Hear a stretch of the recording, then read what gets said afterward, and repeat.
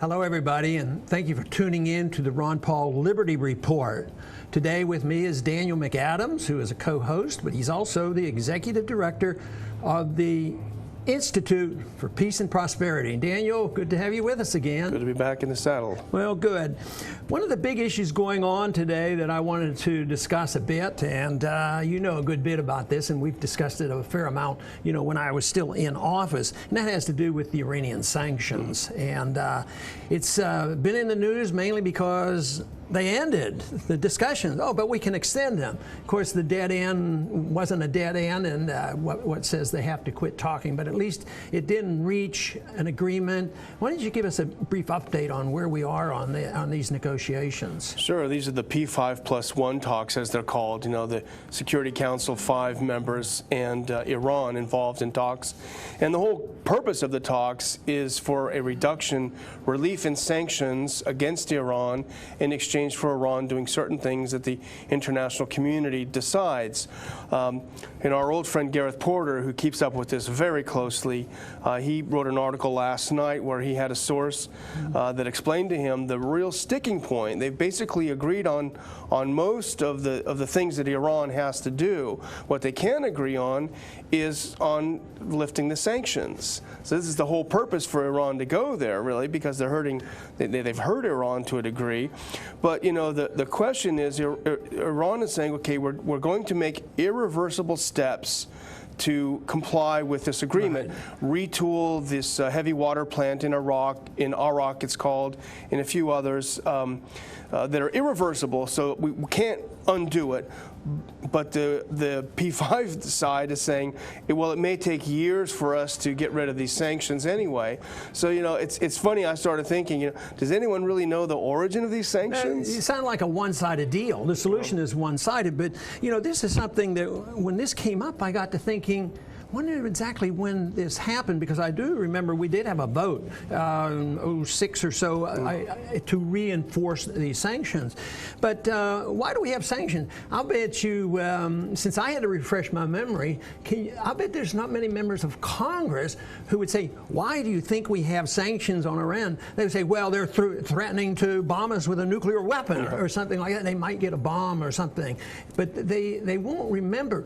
But, you know, I understand that the first time we put on sanctions was when the people rose up in Iran and overthrew a dictator. Of course, that was bad because it was our dictator. It was the Shah, and nobody talks about what he was doing to the people. But it was, even though it was religious-oriented and there were radicals involved, I mean, it was all anti-American because we don't like our dictators to be kicked around. So we say we'll kick Iran around a bit, too. So we put on sanctions. That sounds like blowback, doesn't it? There you go. And then not too long after that, of course, we didn't like the Iranians by that time. Everybody knew we had they're our arch enemy, but Iraq, Saddam Hussein, he's our friend.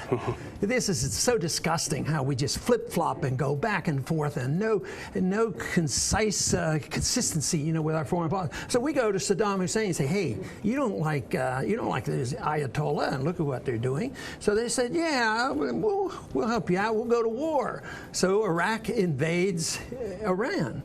And so we put more sanctions on Iran at this time where another one of our thugs is invading it. Of course, he eventually didn't end up on our side. But generally speaking, I just don't like sanctions. People don't realize how serious they are. And this whole negotiations, I'm not sure too much will come of it. I favor it, and I think what's happening in the Senate and different places isn't so much that they're arguing the position of a non-interventionist foreign policy, hardly, but I think when they start writing letters and obstruction, it isn't because we want to follow the Constitution. Yeah. I think they really want to scuttle this. They don't want to see anything, and obviously the deal the Iranians were offered is hardly a very good deal. Well, at least they're not getting any relief right away, or doesn't seem like it, and Congress is trying to put roadblocks in to prevent President Obama from lifting the sanctions. But, you know, I think the real issue is there's a danger for the neocons, at least, of Iran being seen as a rational actor, because all along it has to be drummed into people's heads that Iran is run by a bunch of crazy people. They're not rational. That's why we can't trust them with any of these things. They're irrational people. So if these talks are successful and Iran has sat down to the table with world leaders and made agreements and carries out these agreements, then the real basis of the neocon and even Netanyahu's animosity toward Iran suddenly starts to disappear. Well, there are times when there's pressure been put on the Iranians to do such and such, but in essence they have been required to prove a negative, that it doesn't exist or they won't do it, which is a virtual impossibility. But they put that pressure on. They say they didn't prove this, but they seem to want to avoid some of the factual things about how often were the Iranians found in default of their agreement with the Non-Proliferation Treaty. You know, there's a couple countries that don't even belong to the Non-Proliferation Treaty. So I think that sanctions do have the blowback and they have the unintended consequences, because Iran is not a monolith. Matter of fact, I work with Iranian doctors over my years, and there was no ingrained animosity there. So I think there's a lot of pro-American sentiment with the Iranians. And there's dissidents or people who would like to get rid of a radical element. But when you go in with either drone missiles or sanctions and all of these things, I think it unifies a country, just like we are unified when somebody is attacking us. I mean, there was nothing bad about Americans coming together and saying, "Hey, look, we're in big trouble today. Somebody attacked us and bombed us," you know. But it was something that.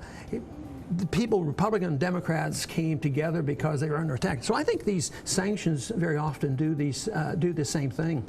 And they also, the other thing they do is they hurt the small businessman. They hurt the small and medium enterprise. They hurt trade, and as you've always said, trade promotes peace. You know, the real danger, and you made a good point that you're not that crazy about talks like this. You know, Iran has an incentive to do it because they want to not only to trade, but as you know, the Leverets who are on the board of the Institute and are experts on Iran say, Iran also wants to be accepted as a member of the international community, and so to not feel like you're a sanctioned, you know, black mark country. You know, so it's about esteem as well. You know, I wouldn't want to be cavalier about this, but sometimes I think about it that good conservatives have a good position on the right of individuals to own a gun, and they argue the case that, you know, guns just don't pop up and kill people. Guns don't kill, people kill. And very often this is true around the world. You know, just the fact that people have a gun doesn't mean that we should feel threatened. Just think of how many nuclear weapons are around there. And if you ever saw that map of how many nuclear weapons surround Iran, it seems like it would be more normal or natural or for self-defense that they would think about it. But I honestly believe that they have come to the understanding that it's not in their interest to push for a bomb, you know, at this particular time. And I think the more we get along with people, the less likely this is going to happen. I mean, it isn't exactly like the Pakistani government are made up of a lot of saints, and of course we've aggravated that situation with drone missiles and whatever. But I mean, we treat them differently, and I think it's unfortunately back to our original thing. You know, don't mess with our dictators. And if you do, we're going to be harsh with you. And I think that's one of the tragedies of our foreign policy. Well, you're going back to the sanctions. Another funny story we just talked about before we started is the Iran Sanctions Act, or originally the Iran-Libya Sanctions Act, because back in the early 2000s and before, Libya and Gaddafi was the bad guy. But then in 2006, the U.S. decided, well, Gaddafi's not such a bad guy. We're going to take Libya off the sanction. They're the good guys then. And then 5 years later, we decided he's a bad guy again. We went in and killed him. So. You know, one thing I think it's safe to say is our foreign policy hasn't been consistent, other than consistently wrong, endorsed by both parties. And I was always fascinated with friendly political opponents on the House floor come up, Ron, one thing I want to say is you are consistent. You are consistent in a complimentary fashion. I always wondered about this. What are they thinking about themselves if I'm consistent and they're not? Evidently, it doesn't bother them. But anyway, I think this, hopefully something good will come from this, and that they can get rid of sanctions. I think that is so important, but it remains to be seen. I know that there are some who are very determined not to have any breakthrough, just as no breakthrough with Cuba. Today, I saw a statistic that's showing the majority of the American people want sanctions removed from Cuba. So hopefully someday we'll be more open, to dealing with the Iranians. Yeah, well, you're right. Just one final thing, if you don't mind, is talking about some people are desperate to not have it go through. I just wrote something yesterday about John McCain went to the floor of the Senate last week, and he told Israel, you need to go rogue on Iran. You need to follow through with your threats to attack Iran. So talk about desperation. Well, I'm not going to join in. I wouldn't dare criticize John McCain. So anyway, I want to thank all the viewers for tuning in today, and come back soon to the Ron Paul Liberty Report.